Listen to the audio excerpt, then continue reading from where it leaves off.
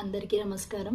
మీరందరూ ఆనందంగా, ఆరోగ్యంగా, ఐశ్వర్యంతో ఉండాలని మనస్ఫూర్తిగా కోరుకుంటున్నాను.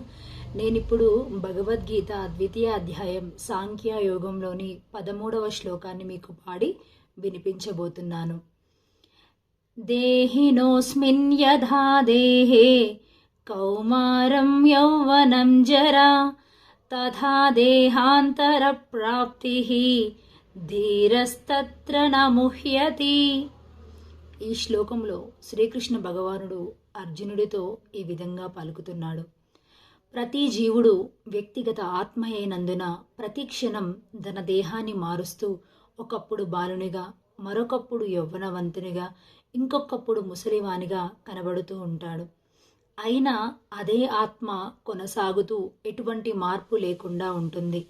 మరణం తరువాత ఈ వ్యక్తిగత ఆత్మ చివరకు దేహాన్ని విడిచి వేరొక దేహాన్ని పొందడం నిశ్చయం. కనుక ఎవరి పట్లనైతే తాను మిక్కిలి వ్యాకుల పడుతున్నాడో అటువంటి భీష్ముని కొరకు గాని, ద్రోణుని కొరకు గాని మృత్యువు విషయంలో అర్జునుడు శోకించవలసిన అవసరం లేదు. పైగా వారు తమ పాత శరీరాలను విడిచి కొత్త శరీరాలను పొందుతూ తిరిగి నూతన శక్తిని పొందబోతున్నందుకు అతడు ఆనందించాలి.